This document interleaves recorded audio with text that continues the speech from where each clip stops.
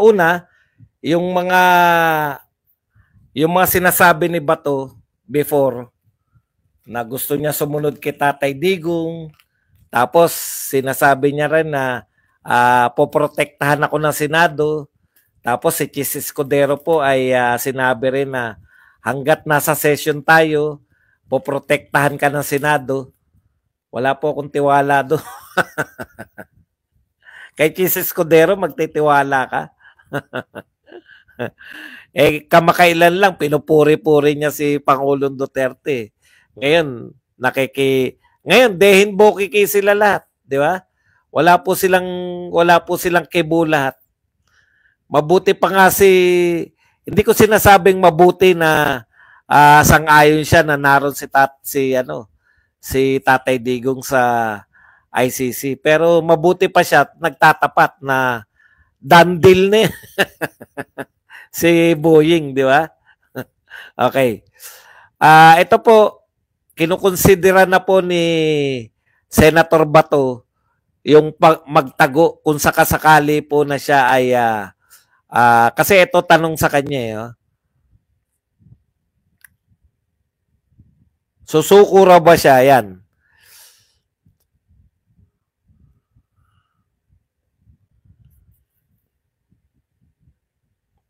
Susuko raw ba siya kung siya ay meron ng warrant of arrest ng ICC? Hindi po to tama yung kay Bato. Huwag kang magano na hahamunin naman na wala ka isang salita. Hindi. Tama yung realization ni Bato. Kasi sa totoo lang, nakita niya yung sitwasyon ni Tatay Digong. Kasi ang gusto niya, ang akala niya, susundan niya ron sa dahig. Magkasama sila sa selda, di ba? Parang ganun.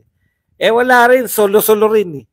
Hindi rin naman sila magiging magkasama. Okay lang kay Bato, sabi niya, kung magkasama sila sa selda. Kung hindi rin naman sila magkasama, pareho silang nakakulong, papalipas na lang nga siya. Tama yung realization mo. Kasi nangyari niya sa dalawang senador. Si Senador Ping Lacson at Senador Honasan. Diba? Hanggat hindi favorable yung sitwasyon sa'yo, bakit mo, sabi nga ni Bato, kung wala tayong makita na hustisya dito sa ating bansa, bakit ka susuko? Anyway, sabi naman ni Bato, naging chief of police naman ako, marami naman siyang pagtataguan kung sakasakali.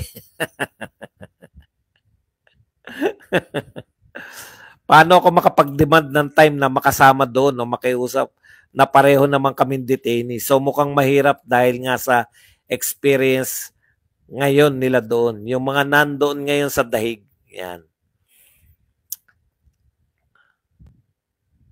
De La Rosa, hiding is one of his course of action. Pwede. Hinihintay lang natin. So, ang hinihintay lang ni Bato para makapagpasya siya kung ano yung gagawin niya sa susunod. Hinihintay lang natin yung maging desisyon ng Supreme Court kung ito ay pabor o hindi pabor sa atin. Then we will make our next move kung ano maging desisyon ng Supreme Court. Kasi nagsampa sila, di ba? Nagsampa sila ng ng ibalik si Tatay Digong dito sa Pilipinas.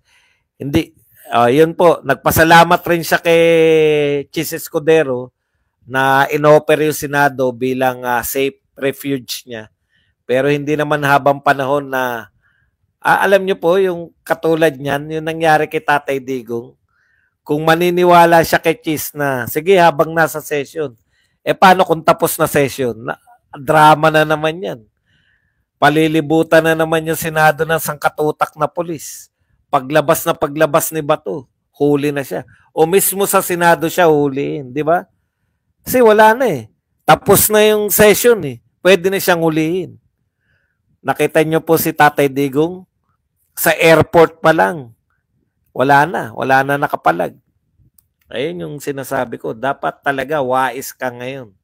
Nakita mo na yan. Ganon din si Albayalde.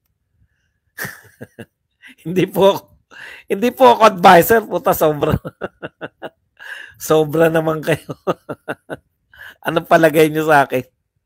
Pinakikinggan ng mga yan? Hindi po. Okay. Yung nabalitaan nyo na siguro ngayon, yung hindi alam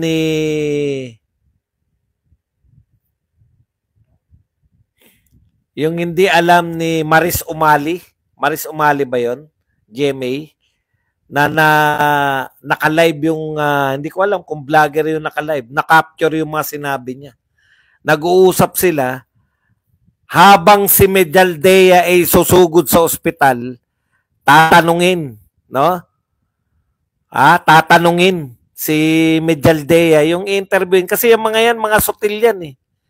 Ang gusto nila maka-scoop eh. Kahit na alam na natin nangyari kay Medaldea. Ang usapan, nung nakamulat daw eh. Nung nakita daw na tatanungin niya, pumikit daw si Medaldea.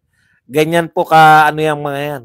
Yung GMA. Ngayon, hinahanap ko yung pagsusori niya, pagpapaliwanag na palusot.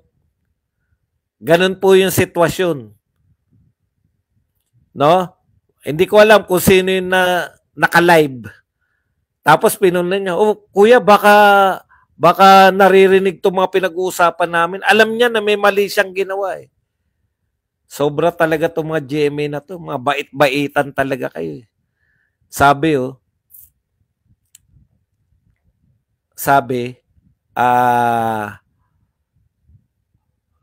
nakadilat yung mata nun kanina eh. Nung nakita ko, pumikit eh.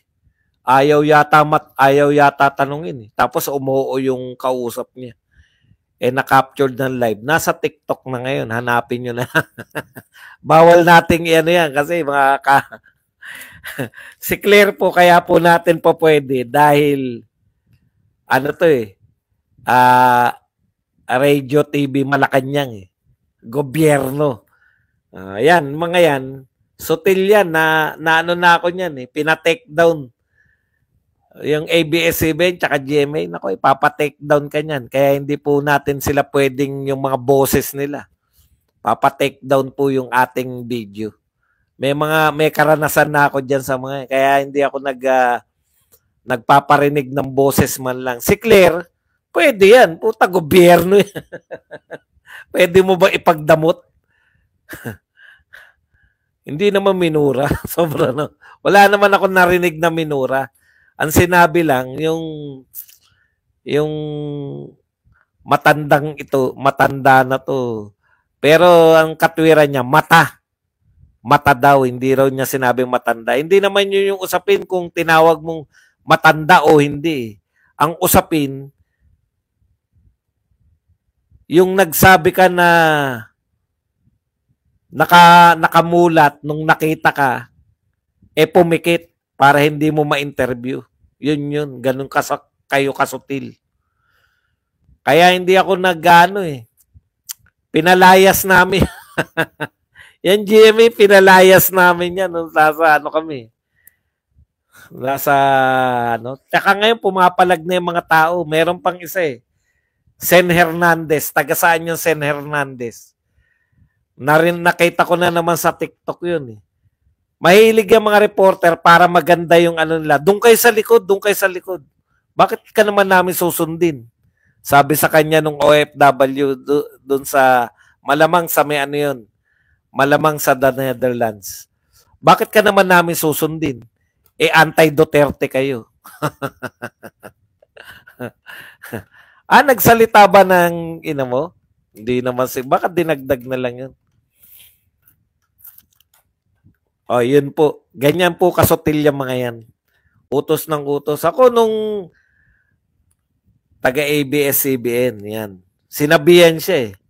Sinutusan niya doon daw sa likod. Mahilig yung mga yan eh. Kala mo ma-director ng tao. Ngayon sinasagot na sila ng tao. Inano ko yung mga yung nag-i-interview kay Eric Celis yung mga yan eh. Pinagsabihan ko eh. Di ba? Tapos kayo, bias naman kayo, di ba? Ginaganon ko yan. Hindi ba, boss? Sabi ko wala ko alam dyan. Maliliit kasi tingin nila sa mga tao eh. Kaya utos-utusan lang nila. Pinalayas namin yan sa may EDSA.